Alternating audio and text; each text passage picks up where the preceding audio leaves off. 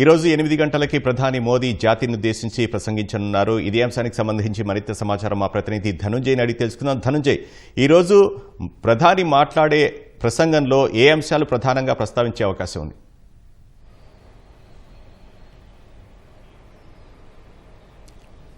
Thank you. రాత్రి 8 గంటలకి ప్రధాని మోదీ దేశ జాతిని మొత్తాన్ని దేశాన్ని ఉద్దేశించి ప్రసంగిస్తారు. మొత్తం ఆపరేషన్ సింధూర్కి సంబంధించినటువంటి సాధించిన విజయాలు, అలాగే పాకిస్తాన్పై తీసుకొచ్చినటువంటి ఒత్తిడి, ముప్పేట దాడి, ఈ అంశాలన్నింటినీ కూడా దేశ ప్రజలకి ఆయన వివరించే అవకాశం ఉంది.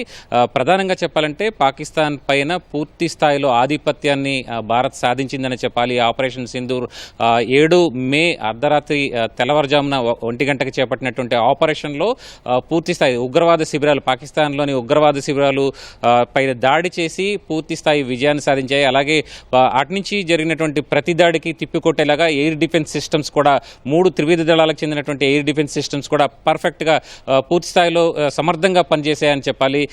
అటు గుంపగొత్తగా వచ్చినటువంటి శ్రీనగర్ నుంచి దిగువన నాలియా వరకు 36 లొకేషన్స్లో వివిధ మిలిటరీ ఇన్స్టాలేషన్స్, అలాగే పౌర ఆవాసాలు మీద పడిన సరిహద్దులో ఉన్నటువంటి పౌర ఆవాసాలు, ఆసుపత్రుల మీద పడినటువంటి ఈ డ్రోన్లు, వాటన్నిటిని కూడా సమర్థవంతంగా ఈ ఎయిర్ డిఫెన్స్ సిస్టమ్ అయితే తిప్పికొట్టింది. వాటన్నిటిని కూడా మధ్యలోనే కూల్చేసింది. ఎక్కడ భారత్ వైపు నష్టం జరగకుండా ఎయిర్ డిఫెన్స్ సిస్టమ్ అయితే పూర్తి స్థాయిలో పనిచేసిందని చెప్పాలి. వాస్తవానికి పాకిస్తాన్ పాపాల కొండ నిండి పగిలిబట్టే ఈ ఆపరేషన్ సింధూర్ చేపట్టామని చెప్పి కూడా త్రివిధ దళాలకు చెందినటువంటి డీజీఎంఓలు, డైరెక్టర్ జనరల్స్ అంతా కూడా స్పష్టం చేశారు. డీజీఎంఓతో పాటు director general of navy, director general of air operations కూడా స్పష్టంగా ఈ అంశాన్ని తేల్చి చెప్పారు.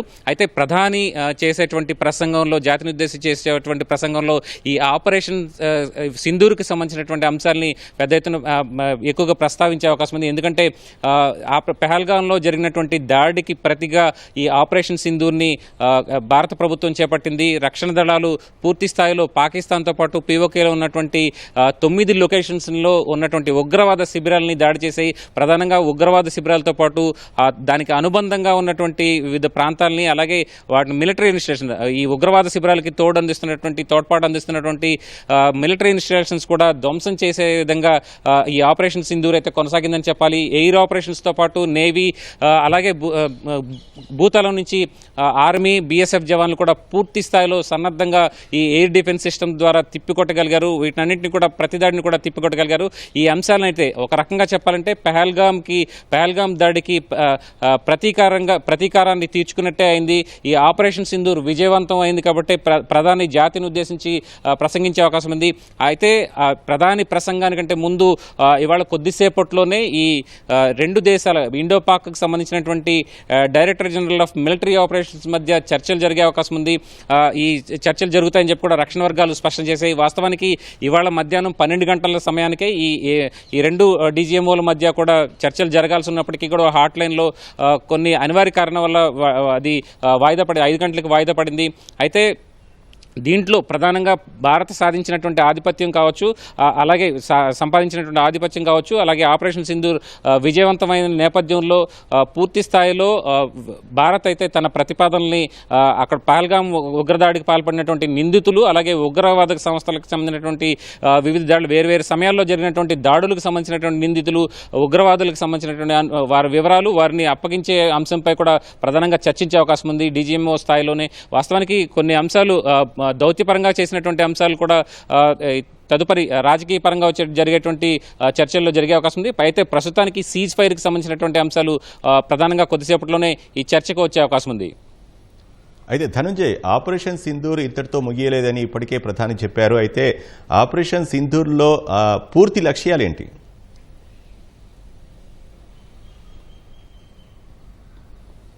అంటే వాస్తవానికి ఆపరేషన్ సింధూర్ కొనసాగుతూనే ఉంది. ఎక్కడ ఈ ఆపరేషన్ సింధూర్లో లక్ష్యం అంటే ప్రధానంగా చెప్పాలంటే ఉగ్రవాద శిబిరాలని మట్టుపెట్టడం, పాకిస్తాన్లో ఉన్నటువంటి బహావల్పూర్, అలాగే వివిధ ప్రాంతాలు మొత్తం 9 ఇన్స్టాలేషన్స్ పైన, ఈ ఉగ్రవాద శిబిరాలపైన భారత్ దాడి చేసింది.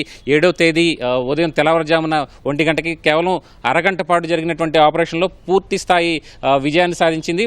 ప్రధానంగా భారత్ స్పష్టంగా చెప్తోంది ఏంటంటే ఉగ్రవాదాన్ని ఉగ్రవాదాన్ని నిర్మూలించడం తమ యుద్ధం ఉగ్రవాదం వైపే అని చెప్పి కూడా స్పష్టం చేసింది.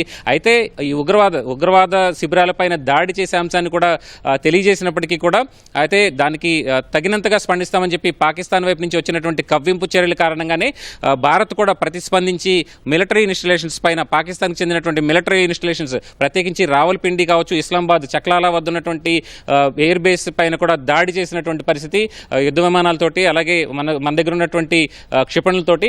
వాస్తవానికి గుంపగుత్తగా వివిధ దేశాల నుంచి వచ్చినటువంటి, అంటే ప్రత్యేకించి టర్కీతో పాటు చైనా నుంచి పాకిస్తాన్ సమకూర్చుకున్నటువంటి మిసైల్ PL-15 మిసైల్స్ ద్వారా దాడి చేసేందుకు ప్రయత్నించినప్పటికీ కూడా ఈ ADS system, air defence system అయితే సమర్థవంతంగా పనిచేసిందని చెప్పాలి. మొత్తంగా చూస్తే కనుక ఆపరేషన్ సింధూర్ లక్ష్యాలు దాదాపుగా ఒక 10 వరకు సాధించారని చెప్పుకోవాలి. ఎందుకంటే ఇక్కడ ప్రత్యేకించి ఆపరేషన్ సింధూర్ ప్రారంభం అవ్వగానే ఉగ్రవాద శిబిరాల మీద దాడి చేయడం, ఉగ్రవాదులను మట్టుపెట్టడం లక్ష్యంగా జరిగింది. అలాగే అట్నుంచి పాకిస్తాన్ వైపు నుంచి ఉగ్రవాద శిబిరాల మీద దాడి చేయంగానే పాకిస్తాన్ సైన్యం కూడా స్పందించి మనపై దాడి చేసేందుకు ప్రయత్నించింది. దాన్ని సమర్థవంతంగా భారత ఎయిర్ డిఫెన్స్ సిస్టమ్ అడ్డుకునే ప్రయత్నం చేసింది. భారత యుద్ధ విమానాలు కూడా పూర్తి స్థాయిలో ఆధిపత్యం సాధించాయని చెప్పాలి. అలాగే మరొక అంశంగా చెప్పాలంటే త్రివిధ దళాలు సమన్వయంతో పూర్తి స్థాయిలో ఈ ఆపరేషన్ సింధూర్ని విజయవంతం చేశాయని చెప్పాలి. సమర్థంగా వారి డిఫెన్స్ సిస్టమ్ను కూలగొట్టడంతో పాటు భారత ఎయిర్ డిఫెన్స్ సమర్థంగా పనిచేయగలిగింది పూర్తి స్థాయిలో. అలాగే వివిధ అంశాలకు సంబంధించినటువంటి విజయాల్ని ఈ ఆపరేషన్ సింధూర్ సాధించిందని చెప్పాలి. అందులో భాగంగానే ఈ కీలకమైనటువంటి మిలిటరీ ఇన్స్టలేషన్స్, అంటే వాస్తవానికి ఇస్లామాబాద్ దగ్గర ఉన్నటువంటి చక్లాలా, రహియార్ ఖాన్ ఇలాంటి ఎయిర్ బేస్ల మీద దాడి చేయగానే పాకిస్తాన్ దిగి వచ్చిందని చెప్పాలి. అందుకనే 10వ తేదీన 3:35 ఈ కాల్పుల విరమణ ఒప్పందాన్ని కూడా చేసుకునేటువంటి పరిస్థితి పాకిస్తాన్కి వచ్చింది. అందుకనే 5వ తేదీ అదే రోజు 10వ తేదీ సాయంత్రం 5 గంటలకి కాల్పుల విరమణ, 2 దేశాల మధ్య కాల్పుల విరమణకి కాల్పుల విరమణ ఒప్పందం కూడా కుదిరింది. ఆ నేపథ్యంలోనే అప్పటి నుంచి కూడా కాల్పుల విరమణ కొనసాగుతుంది. అయితే పాకిస్తాన్ మాత్రం నిన్న ఉదయం వరకు కూడా ఉల్లంఘనలకు పాల్పడుతూనే ఉంది. అయినప్పటికీ భారత దళాలు పూర్తి స్థాయిలో దాన్ని సమర్థంగా తిప్పికొట్టాయని చెప్పాలి. అయితే ఆపరేషన్ సింధూర్లో ప్రధానంగా బ్రహ్మోస్ చాలా కీలక పాత్ర పోషించిందని చెప్పుకోవాలి. ఎలాంటి లక్ష్యాల్ని సాధించింది బ్రహ్మోస్?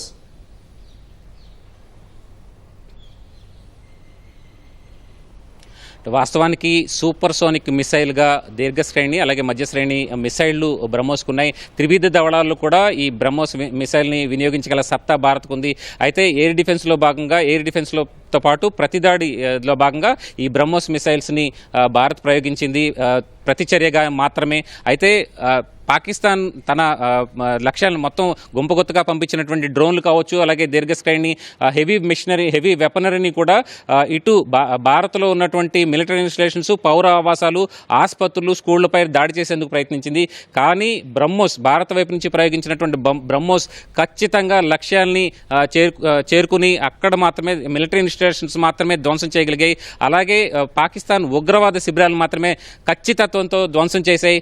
అదే ఈ బ్రహ్మోస్ మిసైల్ సాధించినటువంటి విజయంగా ఖచ్చితంగా చెప్పవచ్చు. ఖచ్చితంగా లక్ష్యాలను సాధించబట్టే బ్రహ్మోస్ మిసైల్ సాధించినటువంటి లక్ష్యాల కారణంగానే పాకిస్తాన్ దిగి వచ్చిందని చెప్పాలి. ఎందుకంటే రావల్పిండిలో అలాగే ఇస్లామాబాద్ చక్లాలా వాస్తవానికి ఎయిర్ బేసు అలాగే కీలకమైనటువంటి మిలిటరీ స్థావరంగా ఉన్నటువంటి ఇస్లామాబాద్ చక్లాలకు సంబంధించినటువంటి ఎయిర్ బేస్కి సమీపంలోనే బ్రహ్మోస్ ఎయిర్ బేస్ను కూడా సర్వనాశనం చేసింది. అందులో భాగంగానే ఈ పాకిస్తాన్ దిగి వచ్చిందని చెప్పాలి. ఒక రకంగా బ్రహ్మోస్ తీవ్ర స్థాయిలో విరుచుకుపడి శత్రువుని చీల్చి చెండాడిందని చెప్పాలి. అయితే చైనా తయారీ మిసైళ్లను అలాగే తుర్కీయే డ్రోన్లను కూడా సమర్థంగా తిప్పికొట్టగలిగాం. ఇలా సాధించడానికి అనుకూలించిన అంశాలేంటి?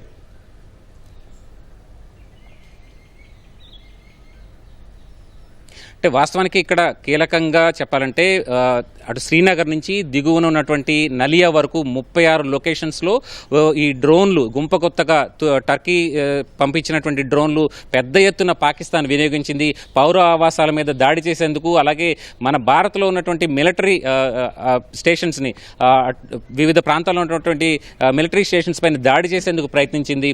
అవన్నీ కూడా అలాగే చైనా నుంచి కొనుగోలు చేసినటువంటి PL-15 క్షిపణులు కూడా పూర్తి స్థాయిలో అడ్డుకునేందుకు ఎయిర్ డిఫెన్స్ సిస్టమ్ అనేది గణనీయంగా పనిచేసిందని చెప్పాలి. 3 దళాలకు చెందినటువంటి ఎయిర్ డిఫెన్స్ సిస్టమ్స్ సిద్ధంగా ఉన్నాయి. వాస్తవానికి చెప్పాలంటే ఇక్కడ గగనతలంలో వైమానిక దళం ఈ ఎయిర్ డిఫెన్స్ సిస్టమ్ని పూర్తి స్థాయిలో మోహరించింది. మన సరిహద్దు ప్రాంతం శ్రీనగర్తో పాటు శ్రీనగర్, జమ్మూ, అలాగే దిగునున్నట్టు పంజాబ్లోని బటిండా, అమృత్సర్ వివిధ ప్రాంతాల్లో కూడా మోహరించారు. అలాగే రాజస్థాన్లో ఉన్నటువంటి వేర్వేరు ప్రాంతాల్లో కూడా బికనేర్, జైసల్మేర్ తదితర ప్రాంతాల్లో కూడా దీన్ని మోహరించారు. దిగువన ఉన్నటువంటి భుజ్ వరకు కూడా ఈ సరిహద్దు అన్ని ప్రాంతాల్లో కూడా ఎయిర్ డిఫెన్స్ సిస్టమ్ సక్రమంగా పనిచేసింది, సమర్థంగా పనిచేసింది. వాస్తవానికి ఈ ఎయిర్ డిఫెన్స్ సిస్టమ్ సరిగ్గా పనిచేయడం వల్లే సమర్థంగా పనిచేయడం వల్లే పాకిస్తాన్కి చెందినటువంటి చైనా నుంచి అక్వైర్ చేసినటువంటి PL-15 మిసైల్స్ కావచ్చు, అలాగే ఇతర దీర్ఘశ్రేణి క్షిపణులు కావచ్చు, ఈ మిసైల్స్ అలాగే ఇతర డ్రోన్లను కూడా పూర్తి స్థాయిలో అన్మాన్డ్ ఏరియల్ వెహికల్స్ను కూడా పూర్తి స్థాయిలో కూల్చగలిగాం. భారత్ వైపు ఎక్కువ నష్టం కలగకుండా చూడగలిగామన్నది స్పష్టంగా అవగతమవుతోంది. వాస్తవానికి ఇటు టర్కీ కూడా పెద్ద స్థాయిలో డ్రోన్లను పంపించింది. ఇటు చైనా నుంచి అక్వైర్ చేసినటువంటి PL మిసైల్స్ కూడా పెద్ద ఎత్తున పాకిస్తాన్ వినియోగించింది. అయినప్పటికీ కూడా వాటి అవన్నీ కూడా విఫలమయ్యాయని చెప్పాలి భారత ఎయిర్ డిఫెన్స్ సిస్టమ్ ముందు.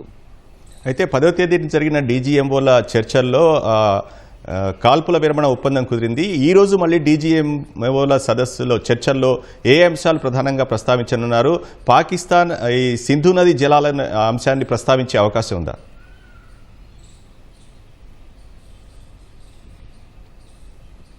అంటే వాస్తవానికి ఇక్కడ DGMO లెవెల్ అంటే director general of military operations విషయంలోకి వస్తే కేవలం సైనిక పరంగా ఉన్నటువంటి అంశాలను మాత్రమే ప్రస్తావించే అవకాశం ఉంది. ఇక్కడ DGMO సమావేశం ఇవాళ 12 గంటలకు జరగాల్సి ఉంది. అయితే అది అనివార్య కారణాల వల్ల, కొన్ని సాంకేతిక కారణాల వల్ల కూడా వాయిదా పడిందని చెప్పాలి. ఎందుకంటే పాకిస్తాన్ వైపు నుంచి వచ్చినటువంటి రిక్వెస్ట్ కారణంగానే వాయిదా పడినట్టు మనకి తెలుస్తోంది. వాస్తవానికి ఈ DGMOల స్థాయి మీటింగ్కి సంబంధించి ముందుగానే ప్రధాని నివాసంలో ఇవాళ కీలకమైనటువంటి భేటీ కూడా జరిగింది. కంబైన్డ్ డిఫెన్స్ స్టాఫ్ CDSతో పాటు త్రివిధ దళాధిపతులు, అలాగే NSA అజిత్ దోవల్తో పాటు రక్షణ మంత్రి, విదేశాంగ శాఖ మంత్రి, అలాగే విదేశాంగ శాఖ కార్యదర్శి కూడా ఈ సమావేశంలో పాల్గొన్నారు. వాస్తవానికి DGMO స్థాయిలో ఎలాంటి అంశాలు మిలిటరీ పరంగా చర్చించాల్సినటువంటి అంశాలని వారికి రక్షణ శాఖకి అందించినట్టు మనకి తెలుస్తుంది. ఆయా పరంగానే ప్రస్తుతానికి సీజ్ ఫైర్ కొనసాగుతోంది. 10వ తేదీ సాయంత్రం 5 గంటల నుంచి కూడా సీజ్ ఫైర్ ఇరు దేశాల మధ్య కొనసాగుతుందని చెప్పి స్పష్టంగా ఇరు దేశాలు ప్రకటన చేసినప్పటికీ కూడా పాకిస్తాన్ వైపు నుంచి కాల్పులు అయితే నిన్నటి వరకు కొనసాగాయి. అయితే ఈ సీజ్ ఫైర్ అంశాలు దాన్ని డీఎస్కలేట్ చేసే అంశాలకు మాత్రమే DGMOల మధ్య ప్రస్తావనకు వచ్చే అవకాశం ఉంది. వాస్తవానికి గతంలో కూడా DGMOల మధ్య జరిగినటువంటి చర్చల్లో 2018లో జరిగినటువంటి చర్చల్లో, ఆగస్టు 16న జరిగినటువంటి చర్చల్లో పీర్ పంజాల్తో పాటు వివిధ ప్రాంతాల్లో శ్రీనగర్తో పాటు జమ్మూ అండ్ కాశ్మీర్ ప్రాంతంలో వివిధ ఇన్ఫిల్ట్రేషన్స్, పెద్ద ఎత్తున చొరబాట్లు జరిగాయి. దానికి సంబంధించినటువంటి అభ్యంతరాలని LOC అంతర్జాతీయ సరిహద్దు వద్ద తీసుకోవాల్సినటువంటి జాగ్రత్తల అంశాలని DGMO లెవెల్లో అప్పుడు చర్చించారు. ప్రస్తుతం 10వ తేదీన పాకిస్తాన్ వైపు నుంచే మన DGMOకి ఒక కాల్ వచ్చింది. ఈ కాల్పుల విరమణకు సంబంధించి కోరేందుకు గాను, ఈ ఒప్పందం చేసుకునేందుకు గాను ఒక కాల్ అయితే అప్పుడు వచ్చింది. 3:55 10వ తేదీ 3:55 ఈ ఒప్పందానికి సంబంధించి రెండు దేశాల మధ్య కాల్పుల విరమణ ఒప్పందానికి సంబంధించినటువంటి అంశాన్ని పాకిస్తాన్ ప్రతిపాదించింది. అయితే దీనికి భారత్ కూడా అంగీకరించడంతో అదే రోజు సాయంత్రం 5 గంటల నుంచి కూడా దీనికి సంబంధించినటువంటి అంశాలు ప్రధానంగా కాల్పుల విరమణకు సంబంధించి కొనసాగాయి ఇవాళ వరకు కూడా. అయితే నిన్న సాయంత్రం మాత్రమే, ఈ తాజా ఉద్రిక్తతల నేపథ్యంలో నిన్న సాయంత్రం మాత్రమే సరిహద్దు వెంబడి అంతా కూడా కొంత ప్రశాంతమైన వాతావరణం నెలకొందని చెప్పాలి. కేవలం రాజస్థాన్లోని బార్మేర్ సెక్టార్లో మాత్రం ఒక డ్రోన్ కనిపించడంతో, దూర ప్రాంతంలో డ్రోన్ కనిపించడంతో అక్కడ బ్లాక్అవుట్ నిర్వహించారు అక్కడ స్థానికంగా ఉన్నటువంటి అధికారులు. అయితే ఈ మొత్తంగా చూస్తే కనుక DGMOల మధ్య జరిగేటువంటి చర్చలు కేవలం మిలిటరీ పరంగానే తీసుకోవాల్సినటువంటి అంశాలపై చర్చించే అవకాశం ఉంది. అయితే పాకిస్తాన్కి సంబంధించి పాకిస్తాన్ వైపు ఒత్తిడి నేపథ్యంలో పహల్గాం దాడి నిందితులకు సంబంధించినటువంటి సమాచారాన్ని వాళ్ళని అప్పగించే అంశాన్ని కూడా ఇక్కడ ఈ DGMO లెవెల్లో చర్చించే అవకాశం అయితే కనిపిస్తుంది. మొత్తం మీద విదేశాంగ శాఖకు సంబంధించినటువంటి జరిగేటువంటి తదుపరి రాజకీయ చర్చల్లో భాగంగా ఈ సింధు నది జల అంశం కావచ్చు, అలాగే అరేబియా సముద్రం నుంచి సముద్ర మార్గం ద్వారా వాణిజ్యానికి సంబంధించినటువంటి అంశం కావచ్చు, అలాగే గగనతలాన్ని అనుమతించే అంశం కావచ్చు, ఇవన్నీ కూడా ప్రస్తావనకు వచ్చే అవకాశం ఉంటుంది. ధనంజయ్, ప్రస్తుతానికి సరిహద్దు ప్రాంతాల్లో ప్రశాంత వాతావరణం కొనసాగుతోందా?